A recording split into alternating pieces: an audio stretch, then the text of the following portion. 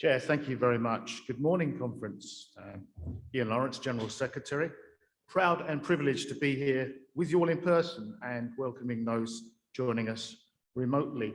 Two things I need to get out of the way early on.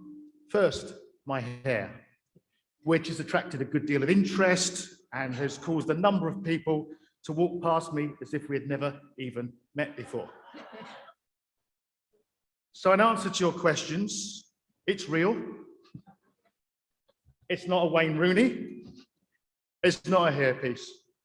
But I'm pretty glad that that wasn't the test question on the vote you've just taken as to whether you believe me or not. Secondly, wherever you are, I expect you're as fed up as I am, reading about how people have overindulged on food and drink during the last 19 months. So take my advice. Straight after conference, make a new resolution and give up reading. First, some thanks to those former employees who have served our members so diligently since the last AGM.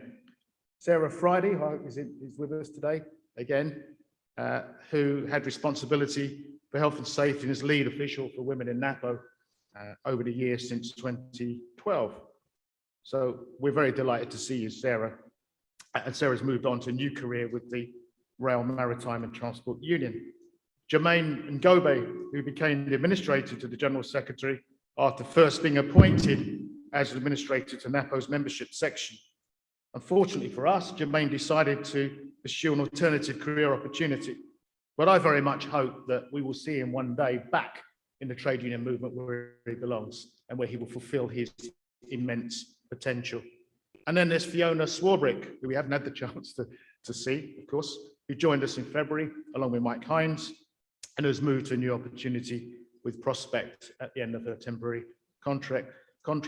Fiona took very little time to familiarise herself with the challenges in the former Interserve CRC estate, immediately establishing an excellent working relationship with branch activists and seeing the measures activities through until reunification in June.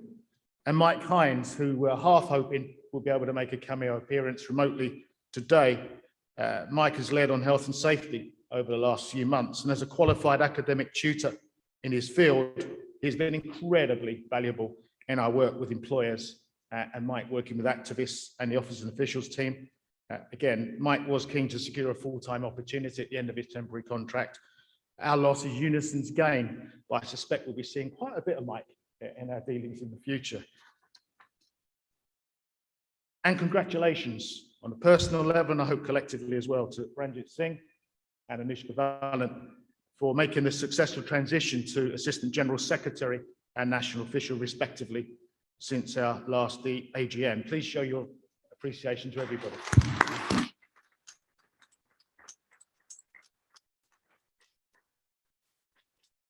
Well, dear friends, our work this year on behalf of our members employed in the former CRCs, National Probation Service, Probation in Northern Ireland and CAFGAS are documented in our annual report, and there'll be an opportunity to answer the questions that people have submitted in the accountability session. So it's another AGM and another series of crises confront us.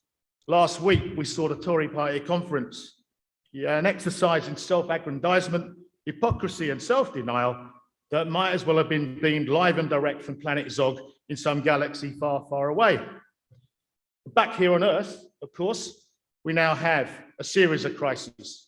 A shortage of HGV drivers causing chaos at the petrol pumps, and threats to the wider supply chain, rotting fruit and vegetables in our fields, because immigrant workers no longer feel welcome in this country. Well, what a surprise. And an energy crisis where many people will have to choose this winter between staying warm and getting enough to eat. And a reduction in universal credit at a critical time in the pandemic of £20 a week.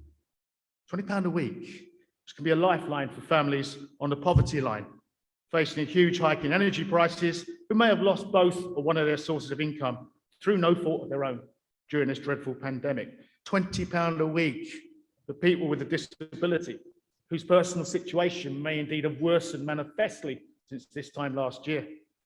£20 a week less for families whose business may have gone bust, and low-income working families, including some of our members, it should be said, who deliver vital public services and those who rely on food banks. So welcome to 2021, Levelling Up Britain, where we saw a Prime Minister clowning around on his bike at the Tory party conference and proclaiming that his Levelling Up project is making spectacular progress, favourite word of his, and his ministers acting as if none of the above matters. The real truth, of course, as we all know, is that Mr. Johnson is actually leading a bike race to the bottom. Of course, we can't solve all society's problems, and we can and will work in partnership with our sister trade unions, through the TUC, the GFTU, and the TUCG. We'll ensure that our voice is heard wherever necessary in the campaign to bring politicians to account for their ineptitude, whoever they are. So firstly, the COVID crisis, where 1 year on from the shocking mortality list that I reported last year of 49,000, if that were not bad enough, we have now reached a current official total of 130,000 deaths and rising. And attrition rates, despite the relative initial success of the vaccination program, averaging 100 deaths and 30,000 infections a day. Just think, if 2 Airbus 320s were to crash every week, there'd be uproar, wouldn't there? Nobody'd be too keen to get on those planes to Spain and Greece and everyone else that they're clamoring to do. But it's swept under the carpet, like it's not happening. And that is exactly what this government wants to do, to help people forget about the crisis. Crisis-ridden Britain, presided over by a government whose management of the pandemic can at best be described as shambolic, but at worst, complacent, cynical, and uncaring. Telling people it's okay to remove your masks in public places, failing to protect our school children before any serious analysis has taken place on the efficacy of the vaccine program, which is already showing signs of weakness, as you well know, by way of the increase in variants of concern. But that's not negligent, conference, it's criminal. Goodness knows what we will face this winter, and that doesn't take into account the oncoming flu epidemic. So employers everywhere, please take note. It's been an abject example of the most disgraceful incompetence from any government that most of us will ever see in our lifetimes. And I wrote those words before this week's cross-parliamentary report, which actually bears out much of what I've said. And it's a national disgrace to hear of allegations yet to be denied about taxpayers' money being used on government contracts for friends and donors to the Conservative Party, including, it is alleged, 90 million to a business who had donated 400,000 to the Tory party. Shame. Join in, won't you? 150 million to a financial services company to produce 50 million useless face masks. Shame. 350 million to a company employing a sitting Tory member of Parliament for test kits that had to be recalled. Shame. And bizarrely, this one, get your head around it, 30 million to Matt Hancock's pub landlord, according to the Shadow Chancellor. The mind boggles. Surely nobody, not even Michael Gove, can drink that much in 1 year. This abject catalogue of shame and those responsible for it must be held to account. And that's why we need a public inquiry into the COVID pandemic, and we need it now, not next year. And one thing I can promise to all Napo members, that when it comes, your union would join the clarion call for justice. We will join together to demand justice for the victims of COVID and justice for their families who have been so let down by this government. Let me just add, personally, I want to see the official opposition start showing some teeth and exposing what's gone on, instead of appearing all too complicit. All of this is why Napo and our sister unions have worked so hard to do all we can to protect our members and the service users you work with. But that work in seeking to mitigate risk and remind the employer of their legal obligations would not have been possible without the incredible efforts of our cadre of health and safety representatives across all those employers where we have been and are now represented. Conference, please join me in applauding their efforts to keep you and your clients safe. we can certainly be proud of their work. Another key area of Napo's work, of course, has been our contribution to the fight against racism here in our society and across the globe. Now, everyone here would have breathed a huge sigh of relief last November when Joe Biden and Kamala Harris vanquished Donald Trump in the American presidential election. But it's a sad fact that all that has done is put the evil genie back in his fetid bottle. Our trade union colleagues in America tell us that beyond the disgusting armed assault on the Capitol building in January, there are other sinister tactics which are not so well publicized, such as the harassment and bullying of known Democrat voters in Republican-leaning communities, the dismissal of election officials on a state basis who dared to defy the Al Capone-style intimidation they were subjected to during the election to lie about the figures, the ballot returns, the legislation passed by an increasing number of Republican states to make postal voting nigh on impossible. It's redolent of fascism in Germany in the 30s. And why does all this matter to us? Simply because the alternative right movement in America sets benchmarks for right-wing governments in Latin America and Europe, and this one, in fact, and gives succor to fascists and racists everywhere. And how we know this? From the shocking increase in racist incidents in the UK and across Europe, and a continuing trend of deaths in custody among mainly Black and Asian minority communities.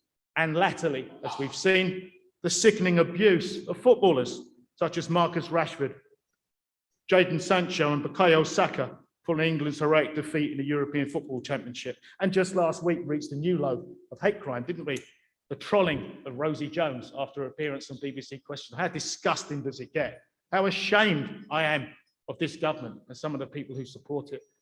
You see, it's a fact that the vast majority of white people in the UK are not racist, but need to be encouraged, as Ranjit will tell you later, to be anti-racist, just in the same way of calling out domestic violence and violence against women. But it's sadly a fact that the vast majority of white people live within a culture of white privilege that they cannot and should not be held personally responsible for. It's a culture that's pervaded British society through the generations that have followed the shameful colonialism of the past. Despite being a young child at the time, I well remember hearing people in the street in late 1950s South London, it's a giveaway there, shouting at my dad to go home to his own country and stop stealing our jobs. Sounds sickeningly familiar today, does it not? How long before we again see tatty signs in the windows of housing to let saying no blacks, no Asians, no Jews, welcome here? That's the way it's going unless the trade union movement and our allies speak out. So things have changed over the decades, don't get me wrong, but make no mistake, racism in Britain is still here. And whilst not as visible as it once was, it's become insidious and embedded in all too many of our public institutions, personified by the shameful attitude to refugees by the government. It's seen more focused on pandering to bigotry and turning dinghies around in the English Channel. And let's have a shout out for the Royal National Lifeboat Institution, shall we?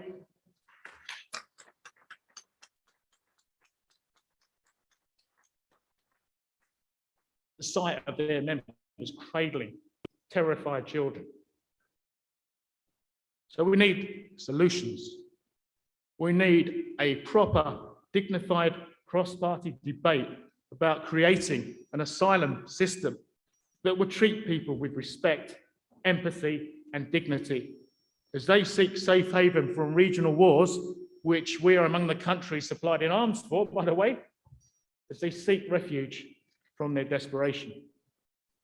So these are among the reasons why I'm especially proud to represent Napo on the TUC Anti-Racism Task Group. You heard from that about that from Francis O'Grady last year. It's been created to bring together trade unionists, academics, activists from the Black and minority ethnic communities, and people of all creeds and colour to identify practical solutions that will challenge the polemic. There are 4 working groups covering organising, collective bargaining, unions as employers, and public policy on which I sit. And they're exchanging ideas, gathering evidence, conducting surveys, and hearing directly from working people about their experience of racism. It's a lot of work to be done to meet the reporting deadline of TUC 2023, But I believe that this report will produce ideas and challenges to society that governments, irrespective of their political complexion, must be prepared to embrace. For all too many reports, as we well know, over decades, from the Macpherson report, to the Lammy report, to the Grenfell inquiry, are gathering dust on shelves. And all governments have failed to act decisively on the various recommendations that have been made. And that must stop, starting with this government. So there'll be opportunities to discuss the landscape ahead of us in more detail in the professional session later, where you'll hear more about Napo's excellent work in developing a race action plan and how we want to encourage and develop anti-racism officers into every one of our branches and sections. Let me say, if all other TUC affiliates would even do the same, we'd be working off a much better, broader base. But I guess the key challenge for us is how we turn intent into action and create the conditions and opportunities for a new generation of activists to emerge within Napo that is more reflective of the rich cultural diversity of our membership. Essentially, it's time for Black members and young members to step forward and help lead this union into the future. And just as important is our continuing work in a campaign to eradicate violence against women, be it by way of domestic abuse or assaults on our streets. Now, this issue, of course, has suddenly become #1 priority among many hand-wringing politicians who are shocked that it could have got to this stage. Wow, hey. Since March last year, official statistics show 120 deaths for women at the hands of their partner or ex-partner in the UK, often preceded, as I've said before here, by incessant stalking. The recent deaths of Sarah Everard and Sabina Nessa, the latter in particular, giving rise, not for the first time, about the media coverage when a white woman goes missing compared with a Black woman. It's raised questions, and those questions need to be addressed as well, both deaths, heinous and tragic though they were. As far as our members are concerned, we say this: every woman's life is just as important as another.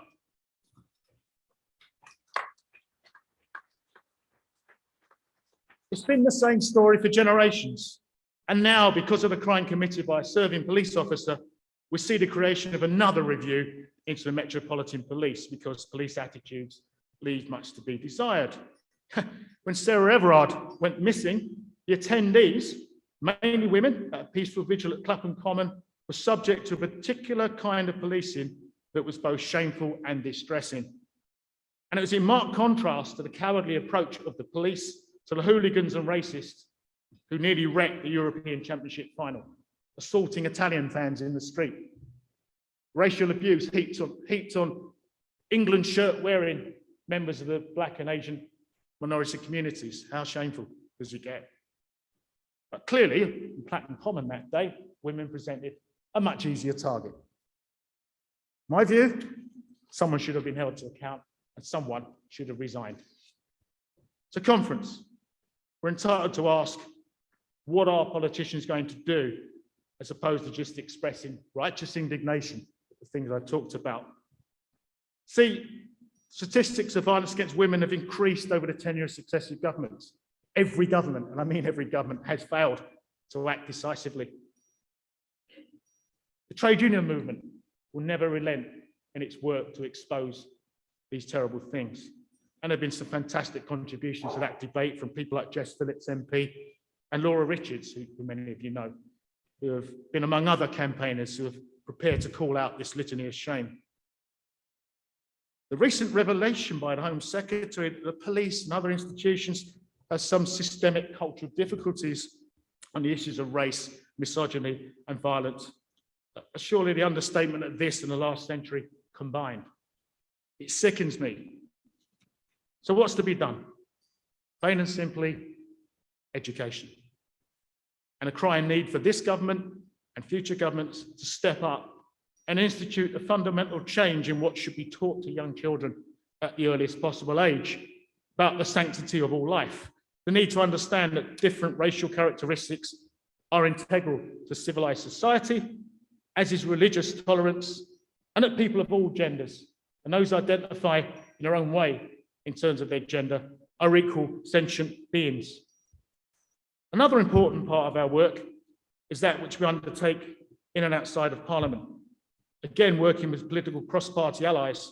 And right now, we have the threat of the Police Crime and Sentencing Bill, and how, if it gets through the Lords unchanged, will move this nation even closer to becoming more of a police state than it is now. And for those of you who attended the Spy Cops session last night, you'll absolutely get it. Because what's on offer in that bill fails. It fails our communities and allows even more draconian powers to the police to interfere with lawful trade disputes, for example, and the right to peaceful assembly. And given the crisis that I've been talking about, it's pretty likely that more and more people will want to exercise their legal right to protest peacefully. This bill would eradicate that possibility, and you'd see mass arrests and tear gas as a normal, everyday occurrence. Well, you know, that sounds to me very much like Nazism in 1930s Germany. So this government should have the courage to act decisively. And what it should do is take that crime and sentencing bill and scrap it immediately.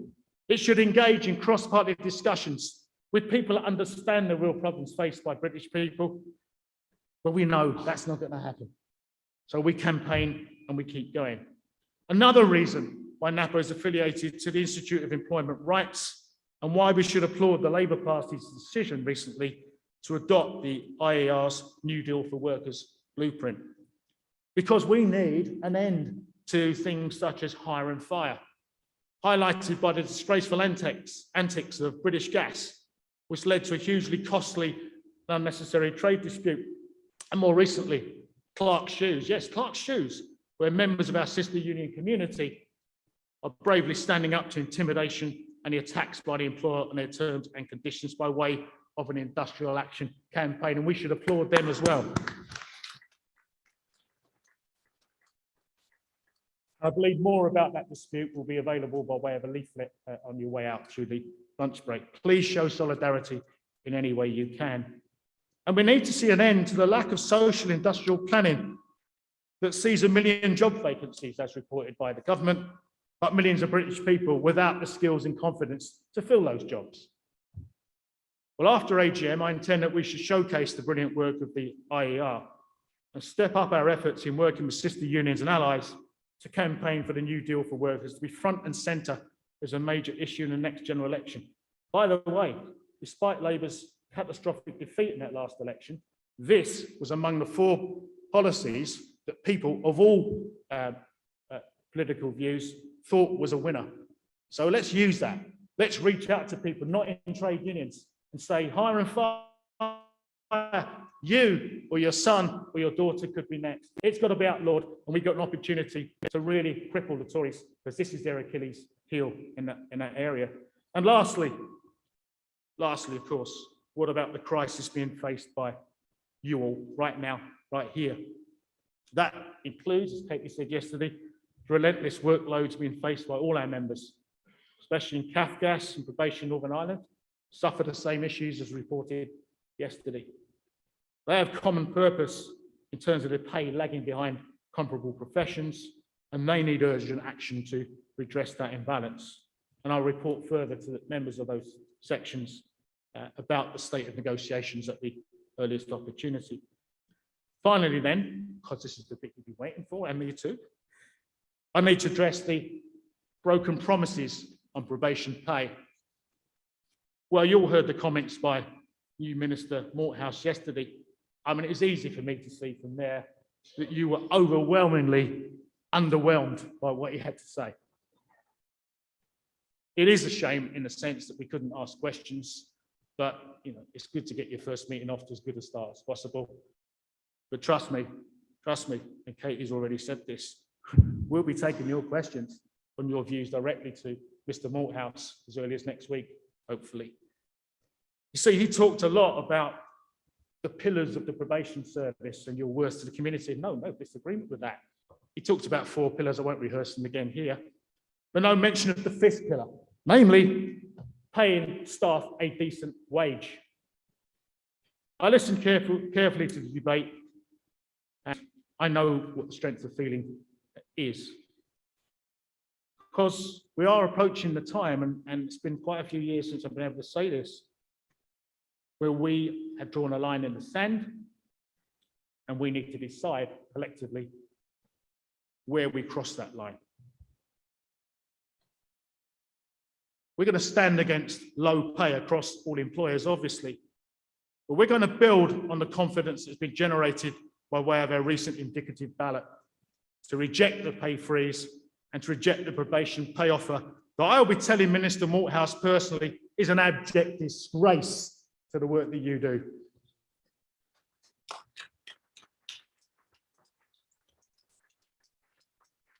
And we will also ask the Minister why, if other departments can agree multi-year pay deals such as the MOJ, HMRC and the Crown Prosecution Service, why can't we have one too, please? Because for too long, we've had to suffer the fact that the Treasury, for some reason, has a real downer on probation pay. Let me give you a theory as to why that is. They don't think you have the stomach to stand up for yourselves in a pay dispute. They don't think, because of the way you have been treated over 10 years, apart from 2018 breakthrough, that you rather fancy taking on the government. Because let's be clear, this is not a scrap with Sonia Crozier, Amy Rees, Ian Barrow et al. It's in direct opposition to the policy of this government. And I say that because it's a really, really tall order. They don't believe you stand up for yourselves. Wow. For those in high places, I have a big message. That for the first time in recent history, all three probation unions have returned indicative ballot results of between 86 and 99% in rejection of the insult I talked about. All three unions, for the first time in many years, pointing in the right direction for further action if push comes to shove. Because it's pretty straightforward. Probation workers have had it with low pay, have had it being taken for granted, and are not prepared to see workload and attrition rates remain at the current unsustainable levels. You cannot stand, as we heard as was illustrated yesterday, to see promising young PQIP trainees fold after a week in the job, mentally scarred forever by their experience. And you cannot tolerate vacancy rates in probation delivery units reach an all-time low. So we will ask the Minister, how can you let this happen? And what are you going to do? What are you going to do to address years of hollow promises, to address low pay in the profession? And we have other disputes running at the minute, which I haven't got time to run through, which are serious and in a sense now form a basket of issues that we are looking very carefully to see if we can combine in a formal trade dispute. We're not there yet. We've got an offer to meet with the employer. Of course, we will take that up. I think you know me well enough that I don't recommend going to the ramparts at the earliest opportunity. But we need to be ready to do just that. And whilst the ballot result was inspirational, I can't give you the turnout for obvious reasons, but it was amazing. So we have a new frontier ahead of us, and we have a lot of work to do to prepare for the struggle if and when it comes. We know where our members live. That's the easy bit. We will tick the legal box on that one. But alarmingly, we still discovered when looking at the returns that all too many members have not even given us their current preferred email address. Now, we simply cannot afford to post out circulars every week. It would break us totally. We need to find a way to keep in touch with members, and you can help in that direction. When you get back and talk to your colleagues to make sure they have, let us know of their preferred email address, and ideally, actually, essentially, their private email address if they have one. It's critical, because if we move into action and we move to a statutory ballot, we need to maintain the momentum among those members. So it's critical. But I'll tell you, the ballot turnout gave me every confidence that we can meet the challenges set by the pernicious Trade Union Act. If they want to try and stop us taking action, we can say, give it your shot, because we can meet and tick those boxes. But we need to do more. So it was the highest turnout in Napo's recent history. The turnout was even higher than that for the TR campaigns 7 years ago. But I'm not complacent about that, and we can be proud of it, but we've got more to do. So look, I expect we will talk more about pay before this AGM is done. But for now, let's send a very clear message to this government. Probation staff need a decent pay rise, and they need it now. No ifs, no buts, not next year, but now.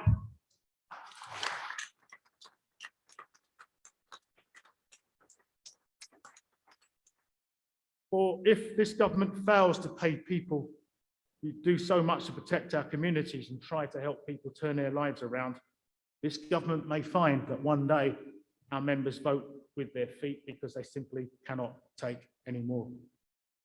We want to avoid that. So we'll be saying to the minister, reach a deal with us. You know, good old-fashioned deals like we used to do. Show us some good faith and stop taking your loyal, highly committed staff for granted. So this AGM has again demonstrated why this union is such a proud heritage. And again, it's given you the opportunity to showcase the value of the work done by our members and why those members need to be afforded the respect and dignity that you deserve. I will be led by your judgment and your decisions.